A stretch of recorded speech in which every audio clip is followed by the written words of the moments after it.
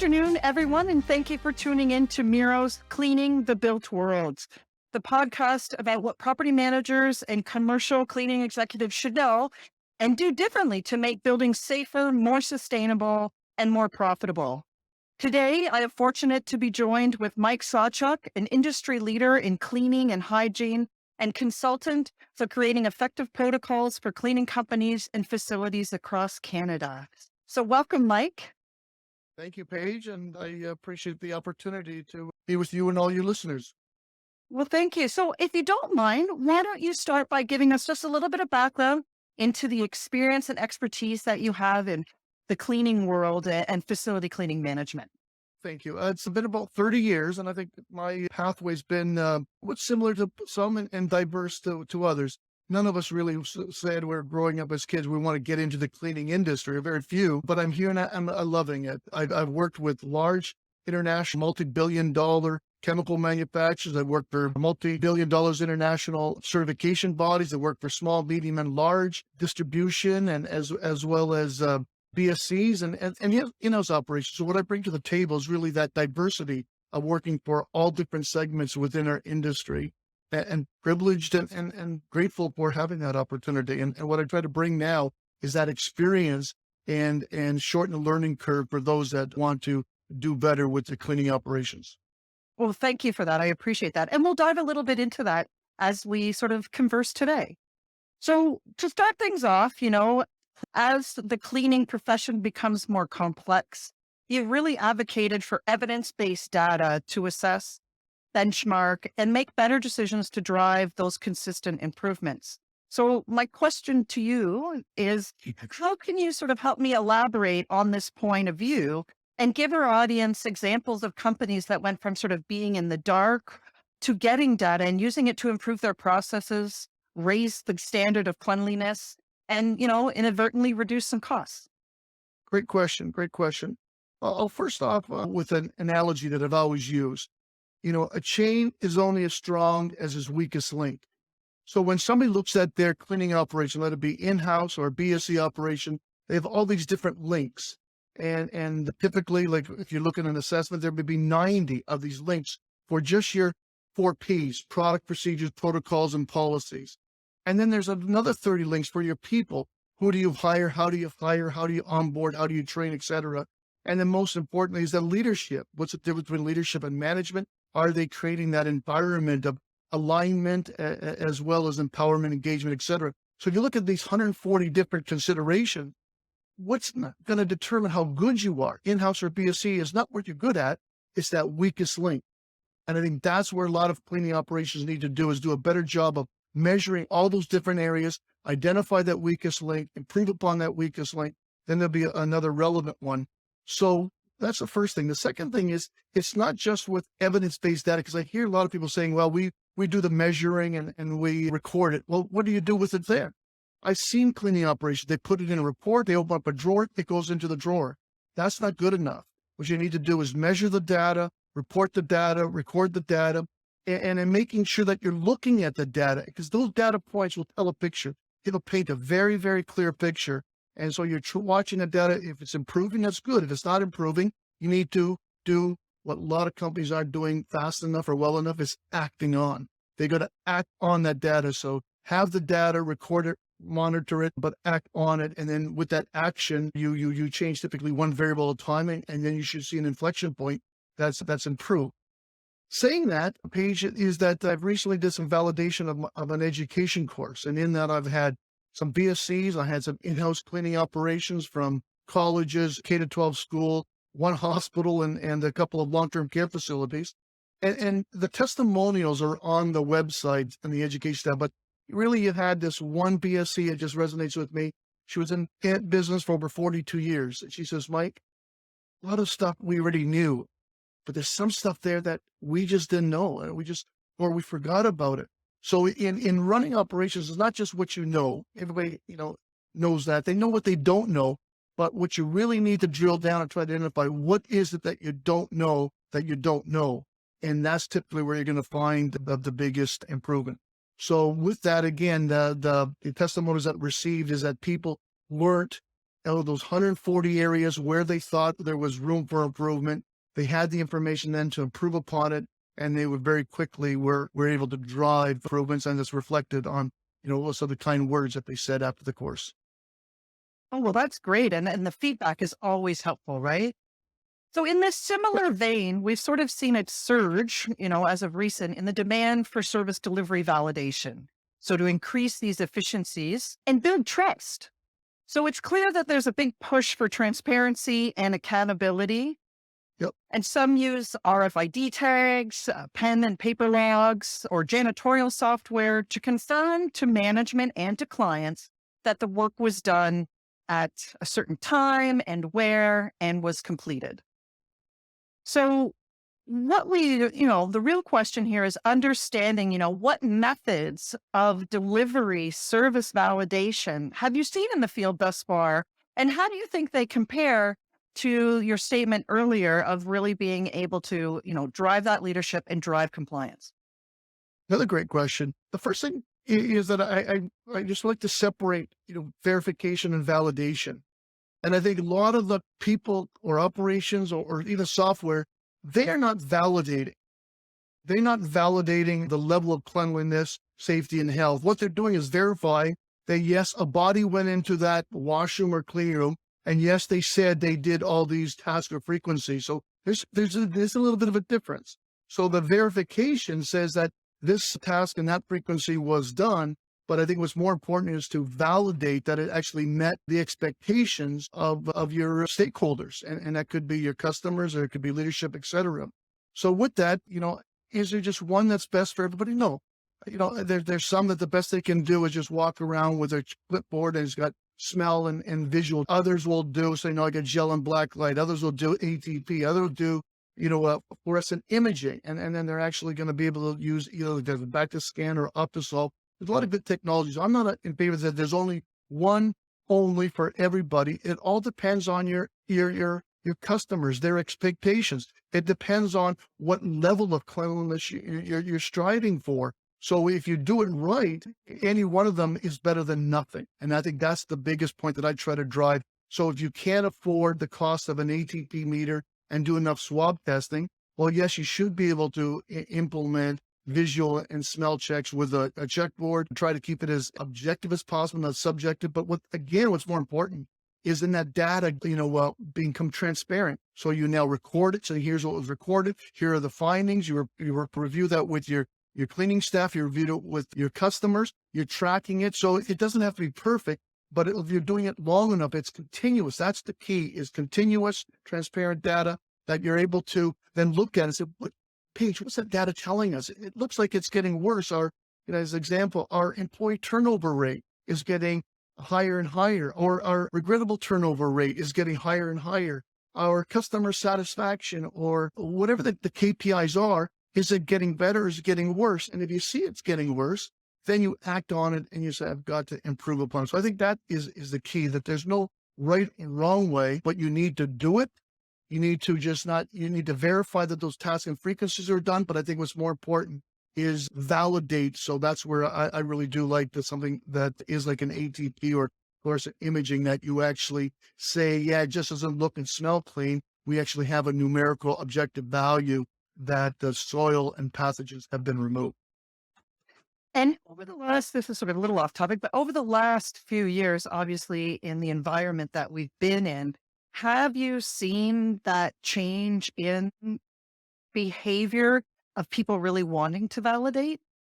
Yes, and I think it's starting with the customer, is that at the end of the day, with the pandemic, people have saw the heightened awareness on cleaning and the importance of cleaning.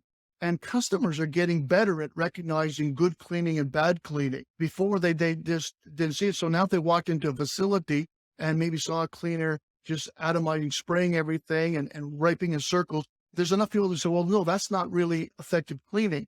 Or they walk by and they look into a custodial closet. It's a pig pen. It smells, there's dirt all over. Well, how do you expect them to walk away and says, yeah, Paige, I think your team is doing a great job of cleaning. You can't even clean your own custodial closet or your own lunchroom, well enough. Why would I believe that you're going to clean my area well enough? So I think the expectations of customers have increased. I think that the leading BSCs and in-house operations are doing a great job of demonstrating their value. So they're now having objective data. They're reporting it on a regular basis to the customer. So now the customer says, I have BSC one that's providing me this type of data on a regular basis. I have this other BSC that's not doing it. Well, where do I see the greater value? So it is improving.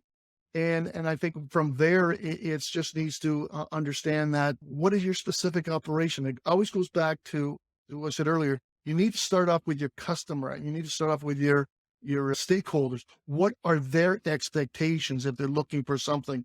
But the expectations have grown and the technologies have improved. 5 years ago, we really didn't hear a lot about fluorescent imaging technology.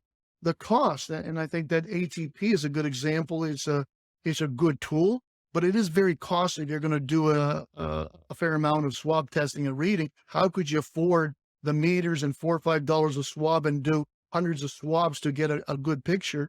That it's in introducing other technologies that can be used in conjunction. So you may have a facility that says, you know what, our supervisors are doing site and observation.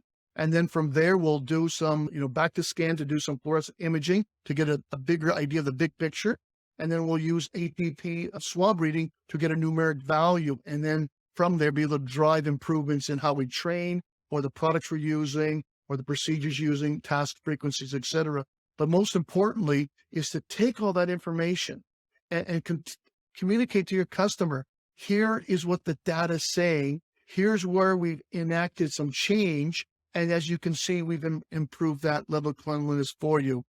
And saying that, like in conclusion pages, that you probably see that in some buildings, some AAA buildings are at a very high or relatively high occupancy rate. Others are low. And I think that's what's going to happen is the customers, whether it be students, whether it be people coming to the office building, they're going to be voting with their feet. They're going to say, no, but I don't feel comfortable coming into that building. I don't care what the BSC or the property manager said, our building's clean, safe, healthy. It's what they see and what they feel. If they're not there, they're just going to choose another facility. And that may be that important. I'll go to a different college, university. I'll go to different office buildings. And I think that's what you're starting to see right now. Some office buildings have a significantly higher occupancy rate than others because they could actually demonstrate with confidence. And more importantly, the customers, the stakeholders in those facilities, whatever they are, actually accept and believe that, yeah, that data is real. It's not just what you're saying. I see it with my own eyes. No, and I appreciate that because, when you think about it, and just to sort of double down on the role of data, it doesn't just, like you've mentioned, doesn't just drive results by itself. These are only insights, but we need actionable, results and actionable details in order to actually make this happen. And in your case, with over 30 plus years of experience in the industry, lets you assess companies' blind spots and help them interpret this data that is being collected and help to change those processes and procedures that can then rise to the occasion and bring those people back in a confident, comfortable manner. Yeah, and every operation is a little bit different. You just hear right now turnover. Some BSCs are having high turnover. Others are not. You say, why is it? And I'll give you an example. I recently heard there's a school district in upstate New York that couldn't find custodians to join a unionized custodial staff in a school district. Couldn't find it. A BSC was able to find it. The BSC actually has a waiting list page. They have a waiting list of because people want to join their company. So these guys that get it right, they understand the importance of who to hire. And it's not just hiring somebody, put a mirror underneath their nose. You see some fogs, okay, yeah, you're hired, or you have got 5 years experience. No, you hire for attitudes and traits. So they know who to hire. They know how to develop those people properly, but they built a culture that people want to join this company. And so now that school district says, listen, we can't do all our tasks and frequencies. So they were forced to go out and hire a BSC to do some of them. This one BSC hired 10 people on a Friday, trained them Saturday and Sunday, was ready to rock and roll on a Monday. And then the school was, how would you do that? How would you do it? So a lot of times we hear about regrettable turnover, high turnover rate, or can't find people. Make sure that we're not painting everybody with that brush because there's some that are not having that problem. So to your point is that you need to really understand what is your specific issue. And in cleaning, especially the BSC, there's two major pillars. Get enough customers. I want to grow my business, and I got to get enough people. So there may be somebody who's saying, listen, I could get good people, but I need to grow my customers. Others will say, I could grow customers, but I can't keep or retain good people. And that is going to cause a lot of disruption, because just think of it. If they can't find and keep good people, or their people aren't as good as their competition, eventually they're going to lose customers. Eventually they're going to say, I can't take on new business because I just can't find the people. So that hiring is going to be a disruption. So it could be keeping the people or getting new customers. But the point is, the cleaning operations need to look at what is their major issue. So what the one needs could be something totally different than what the other needs. And they got to drill down with that laser-like niche area and identify, I can't get customers, but why is it I can't get customers? That's too broad of a statement. And same thing with the cleaning results. Why I can't keep people, it's got to be something more, it's too broad. Narrow that down, and with that assistance, but with data, you're going to be able to identify what that root problem is. Don't deal with the symptom, identify that root problem and deal with it. Right. And it's the cart before the horse. Like, which one do we start with? And, I think you answered that really eloquently. And so do you have any suggestions in utilizing the data to help companies better retain workers? Yeah, I think the first thing is, and we're seeing it, is if you look out there, not all companies are having in-house or BSCs. They're not all having challenges finding people in today's world. So that's a fact. So if you're having a problem finding people or keeping good people, then what you need to do is look in the mirror and say, you know what? It's probably my problem. I'm the owner. I'm the leader of this operation. And then so they need to just start doing things differently. And that's the sad part, Paige. Yeah. They look and say, yeah, I got high turnover. And what are you doing about it? Well, I'm trying harder. Well, if you keep doing what you've always been doing and you're just wishing for different results, I want lower turnover, I want better people, I want this, that's the definition of insanity. And I think that's the problem too many people are faced with. They're not willing to sort of dig deep and say, okay, I need to change something. May not know what it is, but I can't do what I've always been doing and just wish for different results. So if it's employees, it could be, how do I hire and who do I hire? Clearly it's not working for you. You've got high employee rate. And then you may say, well, what's the importance of culture? And that's critical, because why do some people have a waiting list? And it's different. There's a friend of mine in Texas, been in business over 42 years, and she specializes in healthcare. And she says, Mike, I've never, ever had a problem with employee turnover. And she too has people wanting to join her company. So it's the importance of culture, having that high engagement, empowerment, motivation, and satisfaction.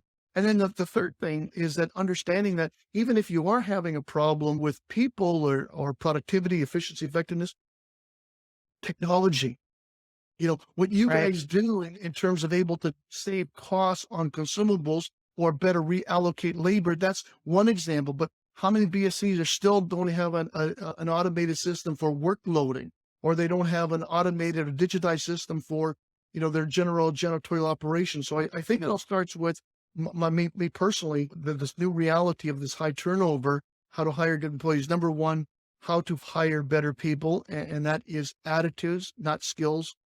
Hire for attitudes. Do they have the ability to learn? Do they have the desire to learn? Do they have this passion for cleaning? Do they are dependable? And so if you start there and then you recognize that there's only three intrinsic motivations for people. You and I, we all have one. It could be a little bit mixed, but the intrinsic self-motivations are, it's a job, it's a career, or it's a calling. So that's when you want to hire somebody as a custodian, you want to hire them that it's their calling. So people join the police force, they join the military, they go and work in long-term care homes. They do it because they want to give back so much. But if that person says, how much do I get paid? What's my benefits like? How many minutes breaks do I get? All they care about, it's a job, and that's probably not going to be the best hire for you. A career will have other types of questions. So do you hire them, the right people with the right attitudes, and then you onboard them properly? And it includes a training. And then you're going to then develop them better, or you're just going to create that. It all contributes to that culture, and it creates to that environment that people want. And then the last thing is is that retention is the importance of that leadership. What we talked about is that the leadership, it increases North Star, and a lot of companies don't have it. They look at maybe the wallet-sized cards, and there's our vision, there's our mission statement. But you look at the way the leaders operate, they're not following that. It's got to Yeah. be something that's consistently. So here's our mission, vision, here's our core values, here's our guiding principles. It needs to be aligned with each other, and it's got to be strictly enforced. No exceptions. Everybody's got to follow that. Because if you don't provide that North Star, you're just losing people because they don't believe. They say it doesn't matter what it says on the website. This is not the company. So it starts really with the importance of that, and those leaders then create or not that culture. So if you put it all together, you have the right culture, you have the right hiring, you have the right onboarding, you will make a difference in your ability to keep and retain good people, and that'll differentiate your results. And I think that's the key thing. Your results will be so much better, whether it be a BSC or an in-house cleaning operation, than your competition. And that, to me, moving forward, Paige, is going to really, it's going to separate a lot of people, because there are going to be a lot of good operations that may need to downsize because they won't be able to keep or find good people, or they won't be able to find more customers. And then, then they're going to say, well, what's happening is, yeah, I run a good operation, but I just can't keep the people. So I can't keep my customers, or I can't continue growing my business. No, absolutely. And then that, as you said, an efficient system and an efficient cleaning task force always helps attract more business. Yep. And so with the role of niche expertise and that kind of consultative approach that you bring to the table, how does that sort of help in maximizing the value from the data that we're able to get in a number of different facets? And what are the risks of having data without guidance, right? In an industry like the one that we're in now? Great question. It's like having a roadmap and say, okay, I'll just start driving. You need to have that destination in mind. And so I think what's important is that you need to start, here's where we are, this, in terms of our, SWOT analysis, or as a company, Yeah. you got to be thing. And here's where we want to go. And once you have that, the gap is bridge the gap with the right things to do. So it's important in a couple of areas. So if I mentioned earlier that niche, is that for BSCs in particular, their two main problems is growing customers, getting more customers, keeping those customers. And the other problem is keeping people, getting employees, keeping good employees. If you can't do one of those, it's going to limit your success. Now, I can't find more customers. How do I grow my business? If I can't keep or find and keep good employees, how do I grow my business? So when you look at that, is that okay? I've got this presentation I did for BSCs. It talks about 19 specific steps to grow profitable sales.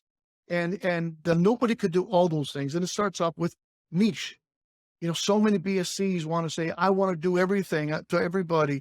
And I said, no, you need to be as narrow as possible with some clarification. But everybody wants a specialist. Heaven forbid, if I had to go for an open heart surgery, you had to go for an open heart surgery, you'd want a specialist doing the operation. So same thing when it comes to BSC. You have one BSC, I specialize in this, and that's what I'm looking for. That's what I'm going to gravitate towards, as opposed to someone says, oh yeah, we do everything. I'm a generalist. So you sit there and say, okay, now I need help. How do I define that niche where it's large enough that I can make enough money, that's easily to be reached, that they do have the ability to pay what I'm looking for? And you say, okay, now I've got to have a landing page. Not all of us are great at creating our LinkedIn profile or our website. So there's 19 specific steps. And again, I'm not an expert on all 19. I'm not an expert on a lot of them, but I would be able to say, I think you, with giving you where you are and giving your objectives, I could give you this broad picture. You could do your own assessment. You could now figure out all those 19 links. Where page is the weakest link for you? I can assist you, and I could redirect you to a subject matter expert in that area. And that really what I then view my role is help them. Same thing with an operation on assessment, those 140 for people, and then the leadership, and then the 4 Ps, is that if somebody says, my biggest problem is on the people side, I don't know how to hire, I don't know where to look for people. Well, then we can narrow down on that. Again, they've identified the 140 links. They said, compared to best in class, I'm as good as they are in these areas. I'm okay in these areas, but golly gee, I don't even do these things. And then so maybe if I start doing there. So in an example, I had one cleaner that they were having a tough time, long-term care home, finding some people. And then, but their old way of, placing ads, et cetera, wasn't working. So what we discovered was next door to them was subsidized housing. And then we said, well, why don't you start placing an ad in the subsidized housing? There's people there that probably in this close proximity, it's walking distance to your facility.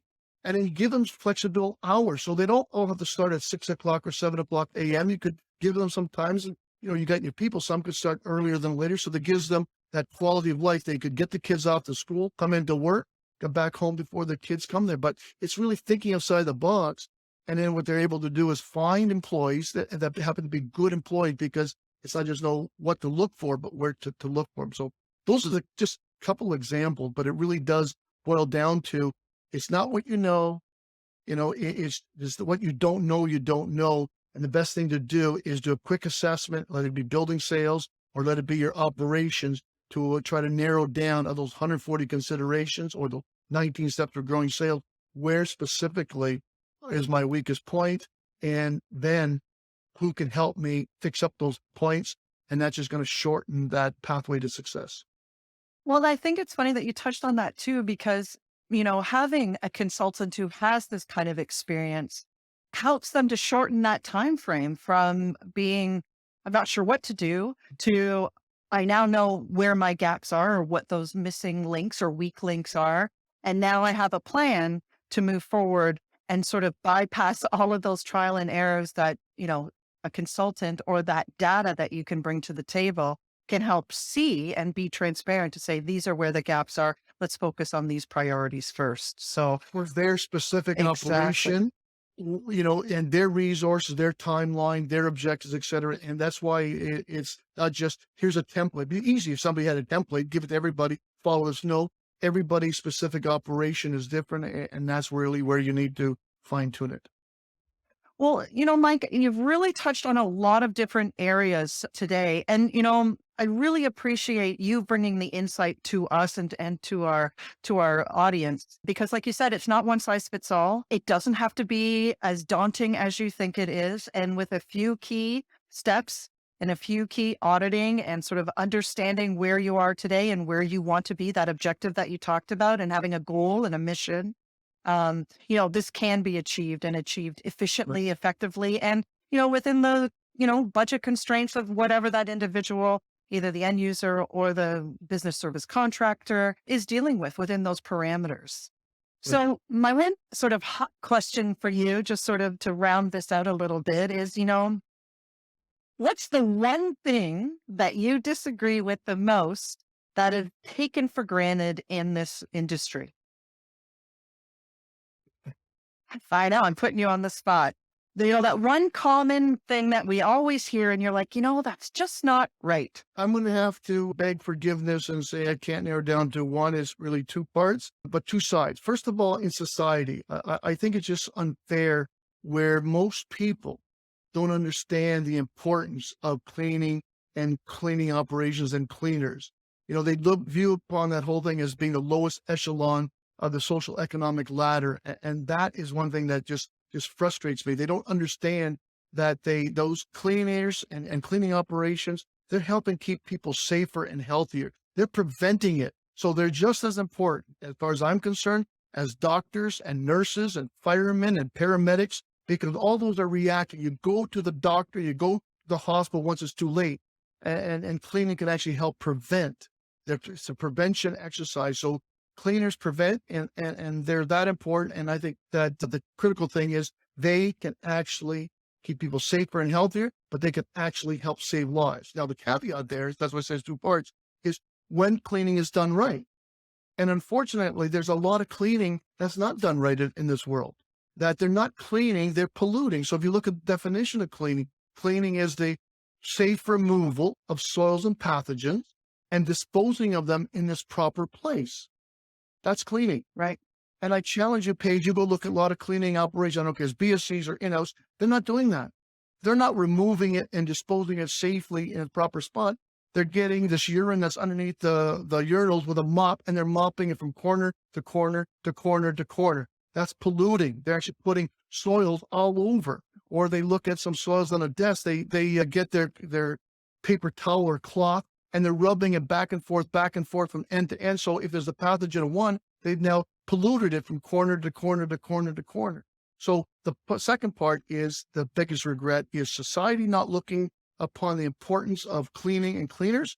The second part is that cleaning operations, that too many of them don't clean properly. They're not cleaning with evidence-based data that validates and verifies they are giving the results on levels of clean, safe, and healthy at the lowest overall cost. So they're not cleaning, they are polluting. So those are my two biggest pet peeves.